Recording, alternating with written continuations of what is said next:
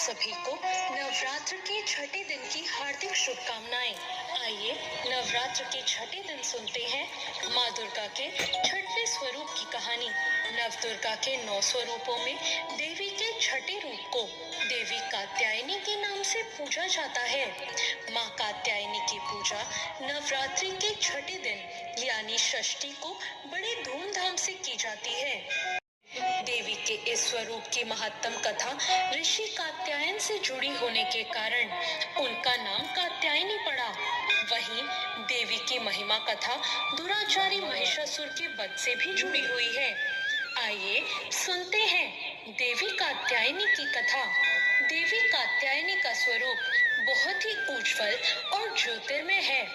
इस स्वरूप में देवी की 4 भुजाएं हैं।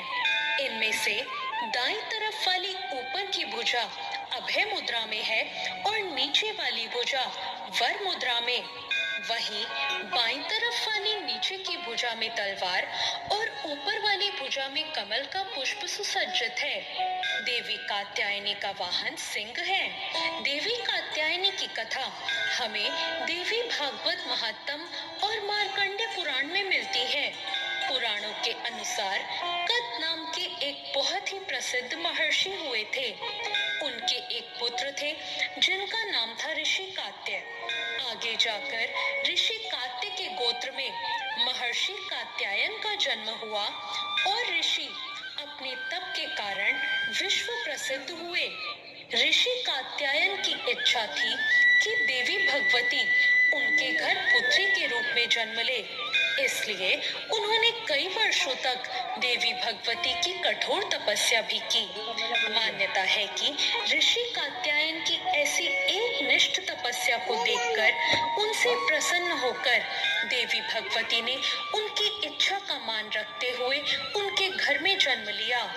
ऋषि कात्यायन की पुत्री होने के कारण ही देवी भगवती कात्यायनी कहलाई। महर्षि कात्यायन ने बड़े प्रेम से देवी कात्यायनी का पालन पोषण किया था। कुछ समय बीता, पृथ्वी पर दुराचारी महिषासुर का उपद्रव सारी सीमाएं लांघ रहा था। महिषासुर को ये वरदान मिला था कि कोई भी पुरुष उसे कभी पराजित नहीं कर सकता और ना ही उसका अंत कर सकता है, इसलिए उसे किसी का डर नहीं था। और देखते ही देखते उसने देवलोक पर भी अपना कब्जा कर लिया। तभी भगवान विष्णु, प्रजापति ब्रह्मा जी और देवादिदेव महादेव ने वहीं देवी कात्यायनी से जुड़ी एक और पौराणिक कथा के अनुसार देवी की उत्पत्ति महर्षि कात्यायन के यहाँ अश्विन महीने में कृष्ण चतुर्दशी को हुई थी। इसके बाद महर्षि ने शुक्ल सप्तमी, अष्टमी और नवमी तक देवी की अपने आश्रम में विधिवत पूजा अर्चना की और दशमी को देवी के इस स्वरूप ने महिषासुर का वध किया था। यही कारण है कि देवी के इस स्वरूप को देवी कात्यायनी के नाम से जाना गया था। महिषासुर का अंत करने के कारण देवी को महिषासुर मर्दानी के नाम से भी जाना गया। दोस्तों, माना जाता है कि देवी दुर्गा का यह स्वरूप अमोघ फलदायिनी है। ब्रज की गोपियों ने करुणावतार श्री कृष्ण को अपने पति के रूप में पाने के लिए कालिंदी यमुना के किनारे देवी कात्यायनी की ही आराधना की थी। इसी कारण वर्तमान में भी देवी कात्यायनी समस्त ब्रजमंडल की अधिष्ठात्री देवी हैं। स्कंद पुराण में देवी कात्यायनी के बारे में उल्लेख मिलता है कि उनकी उत्पत्ति परमेश्वर के सांसारिक क्रोध से हुई थी। नवरात्रि के छठे दिन देवी दुर्गा के इस स्वरूप की पूजा काफी महत्व रखती है। ऐसी मान्यता है कि देवी कात्यायनी की पूजा में लाल और सफेद रंग के कपड़े पहनना बहुत शुभ होता है। मान्यता ये भी है कि माँ कात्यायनी के चरणों में अपना सब कुछ समर्पित करने से उनकी आराधना करने वाले भक्तों को उनके दर्शन प्राप्त होते हैं। देवी के इस स्वरूप के पूजन से भक्तों में एक अद्भुत शक्ति का संचार होता है।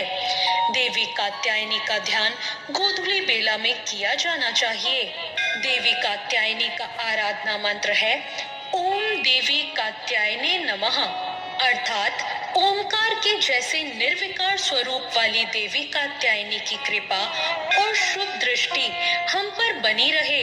हम उन्हें बारंबार नमस्कार करते हैं। दोस्तों, मान्यता है कि देवी कात्यायनी को शहद बहुत प्रिय है, इसलिए नवरात्र के छठे दिन देवी कात्यायनी की पूजा में शहद या शहद से बनी चीजों का भोग लगाना चाहिए। अब मैं आपको बताती हूँ देवी कात्यायनी की पूजा विधि। सबसे पहले सुबह जल्दी उठकर स्नान करें और साफ वस्त्र धारण करें। हाथ में फूल लेकर माता कात्यायनी का स्मरण करें और पूजा करने का संकल्प लें। पूजा के स्थान को गंगा जल से शुद्ध कर लें। अब पूजा स्थल पर माँ कात्यायनी की मूर्ति या चित्र को स्थापित करें। माँ कात्यायनी को रोली, कुमकुम, हल्दी, अक्षत और चंदन का तिलक लगाएं। पीले फूल, शहद, फल और मिष्ठान का भोग लगाएं। उसके बाद घी का दीपक जलाएं। देवी के मंत्रों का जाप करें। दुर्गा सप्तशती के छठे अध्याय का पाठ करना इस दिन शुभ माना गया है। अंत में माँ कात्यायनी की कथा पढ़कर उनकी आरती करें और अपने परिवार की सुख समृद्धि की प्रार्थना करें। पूजा में हुई कोई भी भूल के लिए क्षमा याचना करें। फिर माँ को लगाए गए भोग या प्रसाद को सबके साथ बांटकर खाएं। देवी कात्यायनी की विधिवत पूजन के बाद महादेव की भी पूजा करने की मान्यता है। देवी दुर्गा के कात्यायनी अवतार की कथा हमें ये सीख देती है कि अगर भक्ति और संकल्प सच्चा हो तो परम प्रकृति की कृपा सदैव हम पर बनी रहती है। जिस प्रकार महर्षि कात्यायन की एक निष्ठ तपस्या से प्रसन्न होकर देवी दुर्गा उनकी इच्छा और तपस्या का मान रखकर उनके यहाँ पैदा हुई, उसी प्रकार मनुष्य को भी अपनी भक्ति, निष्ठा और संकल्प के पथ पर अविचल रहना चाहिए। तो ये थी आज की कथा। आपको आज की ये कथा कैसी लगी कमेंट करके जरूर बताएं। वीडियो अच्छी लगी हो तो लाइक जरूर करें।